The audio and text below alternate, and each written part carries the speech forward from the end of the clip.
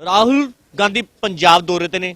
ਸਾਡੇ ਨਾਲ ਯੂਥ ਕਾਂਗਰਸ ਦੇ ਸੈਕਟਰੀ ਅਸੀਂ ਇਹਨਾਂ ਨਾਲ ਗੱਲ ਕਰਦੇ ਹਾਂ ਰਾਹੁਲ ਗਾਂਧੀ ਬਾਰੇ ਕਿ ਅੱਜ ਪੰਜਾਬ ਦੌਰੇ ਤੇ ਨੇ, ਕਿਸਾਨਾਂ ਦੀਆਂ ਮੁਸ਼ਕਲਾਂ ਸੁਣਨ ਨੇ ਕੀ ਕਰਨੀ। ਸਤਿ ਸ਼੍ਰੀ ਅਕਾਲ जी। राहुल गांधी जी हमेशा से ही किसानों के साथ रहे हैं। भूमि अधिग्रहण बिल लेके आने में उनका बड़ा रोल रहा। बाद में जब मोदी जी ऑर्डिनेंस लाकर भूमि अधिग्रहण बिल को एक तरीके से तोड़ने का काम कर रहे थे, उद्योगपतियों के हाथ में दोबारा उस तंत्र को देने की कोशिश कर रहे थे, तब भी राहुल गांधी जी ने उसका विरोध किया। संसद से लेकर सड़कों तक यूथ कांग्रेस ने उनका साथ दिया और मजबूरन मोदी जी को ऑर्डिनेंस वापस लेना पड़ा। और अभी फिलहाल जो किसानों की दुर्दशा है, पहले ही कोरोना महामारी की वजह से लोग परेशान हैं और अब उस कोरोना महामारी की आड़ में मोदी जी को ऑर्डिनेंस, ये 3 ऑर्डिनेंस लेके आए हैं। इन्हें देखते हुए किसानों के साथ साथ जो आम लोग हैं, जो व्यापारी हैं या वैसे भी आम लोग हैं जो रोजमर्रा का खाने पीने का सामान खरीदते हैं, उन पर भी इस बिल का असर होने वाला है।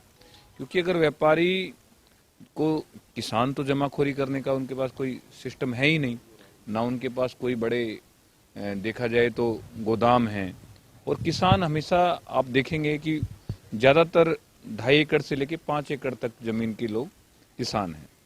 अब वो ज़्यादातर लोग जो खेती कर रहे हैं वो पहले उधार लेते हैं, फिर वो खेती करते हैं। जब खेती उनकी फसल पक जाती है तो पिछला उधार चुकाते हैं और अगला उधार लेके फिर अगली खेती करते हैं। तो ऐसे में वो कहाँ से जमा कर पाएंगे, वो कहाँ से अपनी फसल को रोक पाएंगे। ये डायरेक्टली इनडायरेक्टली जो व्यापार है, जो व्यापारी हैं, बड़े उद्योगपति अडानी अंबानी इनको फायदा पहुंचाने का ये काम किया जा रहा है। और साथ के साथ जो रूरल डेवलपमेंट का काम आज मंडियों के सहयोग से हमारा हो रहा था, तो 6% टैक्स जो डायरेक्ट मंडियों को आ रहा था और मंडियों से रूरल डेवलपमेंट का काम हो रहा, सड़कें वगैरह जो बेसिक सुविधाएं हैं, उसमें 50% जो मंडी बोर्ड की तरफ से दिया जाता था, उस पर ही प्रभाव पड़ेगा। रूरल डेवलपमेंट के काम पे भी एक बड़ा धक्का लगने वाला है। बात की आज किसान मतलब कि पहले तो किसानों के नोटबंदी कारण व्यापारी वर्ग, किसान वर्ग सब नीचे दब चुका है। अब आगे आ गया काले कानून से ऑर्डिनेंस मोदी ने लगाया है, उसके कारण पूरा जो किसान है सड़कों पे है, टोल प्लाजे जाम किए हुए हैं, पेट्रोल पंप जाम किए हुए हैं, लोगों को परेशानी आ रही है। क्या सरकार इसके बारे क्यों नहीं, मतलब कि कुछ किसानों की मांगे क्यों नहीं मान रही, क्या कारण हो सकता है ऐसा? लोगों को परेशानी जरूर आ रही है, मगर वो किसानों के साथ खड़े हैं। आपने देखा होगा किसी ने आज तक विरोध में किसानों की नहीं बोला, क्योंकि लोगों को पता है कि किसान भी उन्हीं की लड़ाई लड़ रहे हैं। अगर किसान अगर अपनी जमीन में बोएगा नहीं तो लोग खाएंगे क्या? पैसों से थोड़ा भूख मिट जानी है, मिटनी तो अनाज से ही। और आने वाले समय में ये और ज्यादा जब महंगाई बढ़ेगी तो आम लोगों पर भी असर पड़ेगा। और बात रही सरकार की, सरकार, राहुल जी ने जो कहा है कि सरकार जैसे कठपुतली को धागे के सहयोग से चलाया जाता है, इसी तरीके से सरकार के बीच में और अडानी अंबानी के बीच में जो बड़े उद्योगपति हैं उनके बीच में एक धागे का काम, धागे के जरिए सरकार चलाने की कोशिश की जा रही है। और सरकार को आप कहेंगे कि मोदी सरकार, मैं कहूंगा कि मोदी सरकार नहीं, अडानी अंबानी की सरकार बन के बैठ गई है। ਸਾਡੇ ਨਾਲ ਸ਼ੁਭਮ ਸ਼ਰਮਾ ਜੀ, ਉਹਨਾਂ ਨੇ ਵੀ ਗੱਲ ਕਰਦੇ ਆ ਕਿ ਰਾਹੁਲ ਗਾਂਧੀ ਬਾਰੇ ਪੰਜਾਬ ਦੌਰੇ ਤੇ ਨੇ, ਕਿਸਾਨਾਂ ਦੀ ਮੁਸ਼ਕਲਾਂ ਸੁਣਨ ਆ ਰਹੇ ਨੇ, ਕੀ ਕਹੋਗੇ? ਦੇਖੋ ਜੀ, ਸਾਡਾ ਨੇਤਾ ਲੋਕਾਂ ਦੇ ਵਿੱਚ ਆ ਰਿਹਾ, ਲੋਕਾਂ ਦੀ ਆਵਾਜ਼ ਬਣਨ ਆ ਰਿਹਾ, ਕਿਉਂਕਿ ਕਿਸਾਨਾਂ ਦਾ ਦਰਦ ਜੋ ਇਹ ਵਿਰੋਧੀ ਪਾਰਟੀਆਂ ਨਹੀਂ ਸਮਝਦੀਆਂ ਉਹ ਸਾਡਾ ਨੇਤਾ ਸਮਝ ਕੇ ਸੜਕਾਂ ਤੇ ਆ ਰਿਹਾ। ਤੇ ਰਾਹੁਲ ਜੀ ਦਾ ਪਹਿਲੇ ਦਿਨ ਤੋਂ ਹੀ ਇੱਕ ਰਿਹਾ ਵਿਚਾਰ ਰਿਹਾ ਕਿ ਉਹ ਕਿਸਾਨਾਂ ਦੇ ਹੱਕਾਂ ਲਈ ਲੜੇ ਨੇ, ਕਿਤੇ ਅੱਗੇ ਲੜਦੇ ਵੀ ਰਹਿਣਗੇ।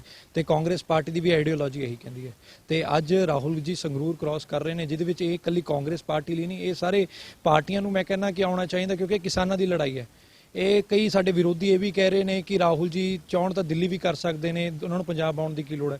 ਕਿਉਂ ਨਹੀਂ ਲੋੜ ਪੰਜਾਬ ਆਉਣ ਦੀ? ਕਿਉਂਕਿ ਸਾਡੇ ਕਿਸਾਨਾਂ ਨਾਲ ਖੜਨ ਦੀ ਇਸ ਟਾਈਮ ਲੋੜ ਹੈ। ਇਹ ਸਾਡੇ, ਮੈਂ ਤੁਹਾਨੂੰ ਦੱਸਣਾ ਚਾਹੁੰਦਾ ਵਿਰੋਧੀਆਂ ਨੂੰ ਕਿ ਰਾਹੁਲ ਜੀ ਨੇ ਲੋਕ ਸਭਾ ਵਿੱਚ ਵੀ, ਰਾਜ ਸਭਾ ਵਿੱਚ ਵੀ ਵਿਰੋਧ ਕੀਤਾ, ਪ੍ਰੋਟੈਸਟ ਕੀਤਾ ਤਾਂ ਕਿ ਇਹ ਬਿੱਲ ਪਾਸ ਨਾ ਹੋਵੇ, ਪਰ ਇਹਨਾਂ ਨੇ ਧੱਕੇ ਨਾਲ ਇਹ ਬਿੱਲ ਪਾਸ ਕੀਤਾ। ਤੇ ਅੱਜ ਰਾਹੁਲ ਜੀ ਕਿਸਾਨਾਂ ਦੀ ਆਵਾਜ਼ ਉਠਾਉਣ ਲਈ ਸੜਕਾਂ ਤੇ ਉਤਰੇ ਨੇ। ਗੱਲ ਕੀਤੀ ਹੋਵੇ ਮੋਦੀ ਸਰਕਾਰ ਵੱਲੋਂ ਰੇਲਵੇ ਵਿਭਾਗ ਹੋ ਗਿਆ, ਟੈਲੀਫੋਨ ਵਿਭਾਗ ਹੋ ਗਿਆ, ਇਹ ਸਾਰੇ ਮੈਨੂੰ ਪ੍ਰਾਈਵੇਟ ਕਰਨ ਤੇ ਤੁਲੀ ਹੋਈ ਹੈ।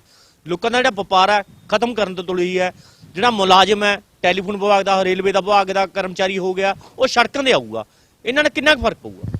ਇਹਦੇ ਨਾਲ ਅਸੀਂ ਸਾਰੇ ਮਰ ਜਾਾਂਗੇ ਜੀ, ਤੁਸੀਂ ਮਰ ਜਾਓਗੇ, ਮੈਂ ਮਰ ਜਾਊਂਗਾ। ਜਿਹੜੇ ਤੁਹਾਡੇ ਹੱਥ 'ਚ ਮਾਈਕ ਫੜਿਆ ਹੋਇਆ, ਜਿਹੜਾ ਚੈਨਲ ਜੇ ਪ੍ਰਾਈਵੇਟਾਈਜ਼ ਹੋ ਗਿਆ, ਕਿਸੇ ਕੋਲੇ ਚਲਾ ਗਿਆ, ਤੁਸੀਂ ਇਹ ਲੜੋ ਤੁਹਾਡੇ ਅਥੋਰਾਈਜੇਸ਼ਨ ਖੋਲੀ ਜੇ, ਤੁਹਾਨੂੰ ਅਧਿਕਾਰ ਤੁਹਾਡੇ ਕੋਲੇ ਮੀਡੀਆ ਦੇ, ਤਾਂ ਤੁਸੀਂ ਕੀ ਕਰੋਗੇ? ਉਵੇਂ ਹੀ ਕਿਸਾਨਾਂ ਨਾਲ ਹੋਇਆ, ਉਵੇਂ ਹੀ ਸਾਡੇ ਨਾਲ ਹੋਣਾ। ਸਾਰੇ ਵਪਾਰੀ ਵਰਗ ਮਰ ਚੁੱਕੇ ਆ, ਸਾਰਾ ਮਿਡਲ ਕਲਾਸ ਲਾ ਲਓ, ਚਾਹੇ ਕੋਈ ਫੈਕਟਰੀਜ਼ ਲਾਉਂਦਾ ਹੈ, ਹਾਇਰ ਕਲਾਸ, ਸਾਰੇ ਮਰ ਚੁੱਕੇ ਇਸ ਵਿੱਚ। ਨੌਜਵਾਨਾਂ ਨੂੰ ਰੋਜ਼ਗਾਰ ਨਹੀਂ ਮਿਲ ਰਿਹਾ। ਇਹਨੇ ਪ੍ਰਾਈਵੇਟਾਈਜੇਸ਼ਨ ਕਰਕੇ ਇੱਕ ਗੱਲ ਸਿੱਧ ਕਰ ਦਿੱਤੀ ਹੈ ਕਿ ਅੰਬਾਨੀ ਅਡਾਨੀਆਂ ਦੀ ਸਰਕਾਰ ਹੈ।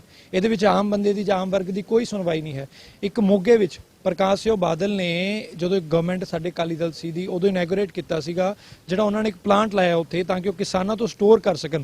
ਅੱਜ ਉਹੀ ਅਕਾਲੀ ਦਲ ਭਾਈਵਾਲ ਜੋ ਇੱਕ ਤੋੜ ਰਹੀ ਹੈ, ਝੂਠੇ ਨਾਟਕ ਕਰ ਰਹੀ ਹੈ, ਉਹ ਉੱਥੇ ਕਹਿ ਰਹੀ ਹੈ ਕਿ ਇਹ ਸਾਨੇ ਕੁਝ ਨਹੀਂ ਕੀਤਾ। ਇਹ ਆਫੀਸ਼ੀਅਲ ਰਿਕਾਰਡ ਹੈ, ਮੈਂ ਨਹੀਂ ਕਹਿ ਰਿਹਾ। ਬਾਦਲ ਸਾਹਿਬ ਨੇ ਇਨੈਗੋਰੇਟ ਕੀਤਾ ਸੀ ਉਸ ਮੋਗੇ ਵਿੱਚ ਉਹ ਫੈਕਟਰੀ ਦਾ। ਅੱਜ ਉਹੀ ਬਾਦਲ ਸਾਹਿਬ ਉੱਥੇ ਜਾ ਕੇ ਧਰਨਾ ਲਾ ਰਹੇ ਨੇ। ਕੀ ਇਹ ਡਰਾਮੇਬਾਜ਼ੀ ਨਹੀਂ? ਕੀ ਇਹ ਕਿਸਾਨਾਂ ਨਾਲ ਖਿਲਾਵਟ ਨਹੀਂ? ਤੇ ਅਸੀਂ ਕਾਂਗਰਸ ਪਾਰਟੀ ਦੇ ਨੁਮਾਇੰਦੇ ਹੋਣ ਦੇ ਕਾਰਨ, ਕਾਂਗਰਸ ਪਾਰਟੀ ਦੇ ਸਿਪਾਹੀ ਹੋਣ ਦੇ ਕਾਰਨ ਅੱਜ ਅਸੀਂ ਕਿਸਾਨਾਂ ਦੇ ਨਾਲ ਆ, ਮਜ਼ਦੂਰਾਂ ਦੇ ਨਾਲ ਆ, ਤੇ ਕਿਸਾਨ ਏਕਤਾ ਹਮੇਸ਼ਾ ਜਿੰਦਾਬਾਦ ਰਹੀ ਹੈ ਤੇ ਜਿੰਦਾਬਾਦ ਰਹੂਗੀ। 2022 ਦੀਆਂ ਵਿਧਾਨ ਸਭਾ ਚੋਣਾਂ ਨੇੜੇ ਆ ਰਹੀਆਂ ਨੇ, ਇਹਨਾਂ ਚੋਣਾਂ ਦੀ ਜਿਹੜੀ ਗੱਲ ਹੈ, ਇਸ ਸਰਕਾਰਾਂ ਨੂੰ ਕਿੰਨਾ ਫਰਕ ਹੋਊਗਾ? ਇਹ ਚੋਣਾਂ ਸਾਡੇ ਕਾਂਗਰਸ ਪਾਰਟੀ ਇਹਦੇ ਲਈ ਕੁਝ ਵੀ ਨਹੀਂ ਕਰ ਰਹੀ। ਇਹ ਜਿਹੜੇ ਹੋਰ ਪਾਰਟੀਆਂ ਨੇ ਉਹ ਪੋਲੀਟੀਕਲ ਐਕਟੀਵਿਟੀਜ਼ ਕਰ ਰਹੀਆਂ ਨੇ, ਕਿਉਂਕਿ ਕਾਂਗਰਸ ਦੀ ਜਿਹੜੀ ਆਈਡੀਓਲੋਜੀ ਤੁਸੀਂ ਪੁਰਾਣੀ ਚੱਕ ਲਓ, 90s ਤੋਂ ਲੈ ਲਓ, ਅਰਲੀ 90s ਤੋਂ ਚੱਕ ਲਓ, ਹਮੇਸ਼ਾ ਕਿਸਾਨਾਂ ਦੇ ਹੱਕ 'ਚ ਖੜੀ ਹੈ। ਤੇ ਜਿਹੜੇ ਇਹ ਵਿਰੋਧੀ ਦਲ ਨੇ, ਚਾਹੇ ਅਕਾਲੀ ਦਲ ਹੈ, ਚਾਹੇ ਉਹ ਆਮ ਆਦਮੀ ਪਾਰਟੀ ਹੈ, ਇਹ ਕੁਝ ਵੀ ਨਹੀਂ ਕਰ ਰਹੇ, ਸਿਰਫ ਡਰਾਮੇਬਾਜ਼ੀ ਹੈ। ਇਹ ਬੀਬਾ ਹਰਸਿਮਰਤ ਕੌਰ ਬਾਦਲ ਤੇ ਸੁਖਵੀਰ ਸਿੰਘ ਬਾਦਲ ਨੇ ਇਹ ਸਾਈਨ ਕੀਤੇ ਸੀ ਜਦੋਂ ਪਾਸ ਹੋਇਆ। ਜਦੋਂ ਉਹਨਾਂ ਨੇ ਦੇਖਿਆ ਕਿ ਕਿਸਾਨ ਸੜਕਾਂ ਤੇ ਆ ਗਏ, ਕਿ ਪ੍ਰੋਟੈਸਟ ਕਰਨ ਲੱਗੇ ਗਲੀ ਗਲੀ ਵਿੱਚ, ਤੇ ਤਾਂ ਜਾ ਕੇ ਇਹਨਾਂ ਨੇ ਅਕਾਲੀ ਦਲ ਤੋਂ ਆਪਣਾ ਭਾਜਪਾ ਤੋਂ ਭਾਈਵਾਲ ਤੋੜਿਆ। ਤੇ ਅੱਜ ਇਹ ਲੋਕਾਂ ਦੇ ਵਿੱਚ ਹਮਦਰਦੀ ਲੈਣ ਨੂੰ ਪ੍ਰੋਟੈਸਟ ਕਰ ਰਹੇ ਨੇ। ਤੇ ਦੂਸਰੀ ਗੱਲ ਜਿਹੜੀ ਆਮ ਆਦਮੀ ਪਾਰਟੀ ਹੈ, ਉਹ ਇਸ ਸਮੇਂ ਦਿੱਲੀ ਵਿੱਚ ਸਰਕਾਰ ਵਿੱਚ ਹੈ। ਕਿ ਉਹਨਾਂ ਨੇ ਇੱਕ ਵੀ ਧਰਨਾ ਉੱਥੇ ਕਰਿਆ? ਕਿ ਉਹ ਇੱਕ ਵਾਰ ਵੀ ਸੜਕਾਂ ਉਹਨਾਂ ਨੇ ਘੇਰੀਆਂ? ਕਿ ਦਿੱਲੀ ਵਿੱਚ ਰਹਿੰਦੇ ਹੋਏ ਕਿ ਉਹਨਾਂ ਨੇ ਮੋਦੀ ਦੇ ਖਿਲਾਫ ਬੋਲਿਆ?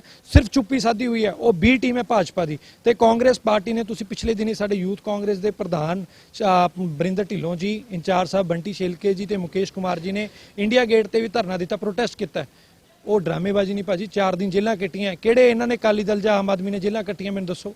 ਕਿੰਨਾ ਬਲੀਦਾਨ ਸਾਡੀ ਪਾਰਟੀ ਕਰ ਰਹੀ ਹੈ ਸਿਰਫ ਕਿਸਾਨਾਂ ਦੇ ਲਈ। ਇਹ ਕੋਈ ਸਾਡੇ ਮੇਰੇ ਲਈ ਨਹੀਂ, ਕਿਉਂਕਿ ਉਹਨਾਂ ਦਾ ਅੰਨ ਖਾ ਕੇ ਮੈਂ ਵੱਡਾ ਹੁੰਨਾ, ਉਹਨਾਂ ਦਾ ਅੰਨ ਖਾ ਕੇ ਤੁਸੀਂ ਸਾਰੇ ਵੱਡੇ ਹੁੰਨੇ ਹੋ। 3 ਟਾਈਮ ਅਸੀਂ ਉਹਨਾਂ ਦਾ ਅੰਨ ਖਾਂਦੇ ਹਾਂ। ਇਸ ਕਰਕੇ ਸਾਡੇ ਸਭ ਦੇ ਹੱਕਾਂ ਦੀ ਲੜਾਈ ਹੈ ਤੇ ਅਸੀਂ ਲੜਦੇ ਰਹਾਂਗੇ। ਰਾਹੁਲ ਗਾਂਧੀ ਦਾ ਅੱਜ ਸੰਗਰੂਰ ਦੌਰਾ ਹੈ, ਹੁਮਮ ਆ ਕੇ ਲੋਕ ਉੱਥੇ ਪਹੁੰਚ ਰਹੇ ਨੇ, ਉਹਨੂੰ ਲੈ ਕੇ ਤੁਹਾਡੀ ਯੂਥ ਕਾਂਗਰਸ ਪਾਰਟੀ ਵੱਲੋਂ ਦੇਖੋ, ਬਹੁਤ ਵੱਡੀ ਤਾਦਾਦ 'ਚ ਯੂਥ ਕਾਂਗਰਸ ਦੇ ਸਾਰੇ ਨੌਜਵਾਨ ਸਿਪਾਹੀ ਜੁੜ ਰਹੇ ਨੇ। ਸਾਡੇ ਜ਼ਿਲ੍ਹਾ ਪ੍ਰਧਾਨ ਨੇ, ਸਾਰੇ ਜੋ ਆਰਗੇਨਾਈਜ਼ ਕਰ ਰਹੇ ਨੇ। ਤੇ ਮੈਨੂੰ ਲੱਗਦਾ ਹੈ ਕਿ ਇਹਦੇ ਵਿੱਚ ਇੱਕ ਨਵੀਂ ਲਹਿਰ ਪੈਦਾ ਹੋਊਗੀ ਤਾਂ ਕਿ ਜੋ ਕਿਸਾਨਾਂ ਦੇ ਨਾਲ ਖੜ ਸਕੇ, ਕਿਸਾਨਾਂ ਦੇ ਹੱਕਾਂ ਦੀ ਆਵਾਜ਼ ਉਠਾ ਸਕੇ। ਕਿਉਂਕਿ ਇਹਨੂੰ ਅਸੀਂ ਅੱਜ ਪੋਲੀਟੀਕਲ ਮੁੱਦਾ ਨਹੀਂ ਸਮਝ ਰਹੇ। ਇਹ ਤਾਂ ਸਿਰਫ ਅਸੀਂ ਕਿਸਾਨਾਂ ਦੀ ਆਵਾਜ਼ ਦਿੱਲੀ ਦੇ ਕੰਨਾਂ ਤੱਕ ਪਹੁੰਚਾਉਣ ਦੀ ਕੋਸ਼ਿਸ਼ ਕਰ ਰਹੇ ਹਾਂ। ਤੇ ਕੱਲ ਨੂੰ ਸਾਡੇ ਆਦਰਣੀय ਰਾਹੁਲ ਗਾਂਧੀ ਜੀ, ਸਾਡੇ ਆਲ ਇੰਡੀਆ ਯੂਥ ਕਾਂਗਰਸ ਦੇ ਪ੍ਰਧਾਨ ਬੀਵੀ ਸ਼੍ਰੀਨਿਵਾਸ ਜੀ, ਬਰਿੰਦਰ ਢਿੱਲੋਂ ਜੀ ਦੀ ਅਗਵਾਈ ਦੇ ਵਿੱਚ ਅਸੀਂ ਸਾਰਿਆਂ ਨੇ ਦਿੱਲੀ ਵੱਲ ਕੂਚ ਕਰਨੀ ਹੈ। ਉੱਥੋਂ ਅਸੀਂ ਸਾਰੇ ਦਿੱਲੀ ਤੱਕ ਜਾਵਾਂਗੇ ਤੇ ਦਿੱਲੀ ਜਾ ਕੇ ਮੋਦੀ ਜਿਹੜੀ ਗੂੰਗੀ ਬੋਲੀ ਸਰਕਾਰ ਆ ਉਹਨੂੰ ਉਠਾਉਣ ਦੀ ਕੋਸ਼ਿਸ਼ ਕਰਾਂਗੇ। ਮੋਦੀ ਸਰਕਾਰ ਨੇ ਕਿਸਾਨਾਂ ਦੀਆਂ ਮੰਗਾਂ ਨਾ ਮੰਨੀਆਂ ਗਈਆਂ ਤਾਂ ਯੂਥ ਕਾਂਗਰਸ ਵੱਲੋਂ ਕਿਸ ਤਰ੍ਹਾਂ ਦਾ ਪ੍ਰੋਟੈਸਟ ਕੀਤਾ ਜਾਵੇ? ਅਸੀਂ ਪਹਿਲਾਂ ਵੀ ਪ੍ਰੋਟੈਸਟ ਮੈਂ ਕਿਹਾ ਜੀ, ਅਸੀਂ ਹਰਿਆਣੇ ਵਿੱਚ ਉਹਨਾਂ ਨੇ ਰੋਕਿਆ, ਉੱਥੇ ਵੀ ਅਸੀਂ ਬੈਰੀਕੇਡ ਤੋੜੇ ਨੇ। ਉਸ ਤੋਂ ਬਾਅਦ ਸਾਡੇ ਪ੍ਰਧਾਨ ਜੀ ਨੇ, ਇੰਚਾਰਜ ਸਾਹਿਬ ਨੇ ਇੰਡੀਆ ਗੇਟ ਤੇ ਪ੍ਰੋਟੈਸਟ ਕੀਤਾ। ਤੇ ਕੱਲ ਨੂੰ ਆਦਰਣੀय ਰਾਹੁਲ ਗਾਂਧੀ ਜੀ ਦੇ ਨੇਤਰਤਵ ਵਿੱਚ ਅਸੀਂ ਅੱਗੇ ਪਹੁੰਚਾਂਗੇ। ਦੇਖਦੇ ਹਾਂ ਕਿ ਜਿੰਨਾ ਵੀ ਜ਼ੋਰ ਲਾ ਸਕਣੇ ਲਾ ਲੈਣ, ਪਰ ਅਸੀਂ ਨਹੀਂ ਰੁਕਾਂਗੇ। ਜੋ ਕੁਝ ਮਰਜ਼ੀ ਹੋ ਜਾਏ, ਦਿੱਲੀ ਵੱਲ ਜ਼ਰੂਰ ਕੂਚ ਕਰਾਂਗੇ। ਇਹ ਸਨ ਯੂਥ ਸਾਡੇ ਸ਼ੁਭਮ ਸ਼ਰਮਾ, ਜਿਨ੍ਹਾਂ ਦਾ ਕਹਿਣਾ ਹੈ ਕਿਸਾਨਾਂ ਦੀਆਂ ਮੰਗਾਂ ਨੂੰ ਲੈ ਕੇ ਰਾਹੁਲ ਗਾਂਧੀ ਦੇ ਨਾਲ ਦੇ ਹਾथ ਦੇ ਵਿੱਚ ਅਸੀਂ ਦਿੱਲੀ ਦੇ ਵਿੱਚ ਜਿਹੜਾ ਰੋਸ ਧਰਨੇ ਕੀਤੇ ਜਾਣਗੇ ਤਾਂ ਜੋ ਕਿਸਾਨਾਂ ਦੀਆਂ ਮੰਗਾਂ ਨੇ ਉਹ ਪੂਰੀਆਂ ਕੀਤੀਆਂ ਜਾਣ। ਹੁਣ ਵੇਖਣਾ ਇਹ ਹੋਵੇਗਾ ਕਿ ਮੋਦੀ ਸਰਕਾਰ ਕਿਸਾਨਾਂ ਦੀਆਂ ਮੰਗਾਂ ਮੰਨਦੀ ਹੈ ਜਾਂ ਨਹੀਂ। ਇਹ ਤਾਂ ਆਉਣ ਵਾਲਾ ਸਮੇਂ ਦੱਸੂਗਾ। ਦਵਿੰਦਰ ਖੀਪਰ।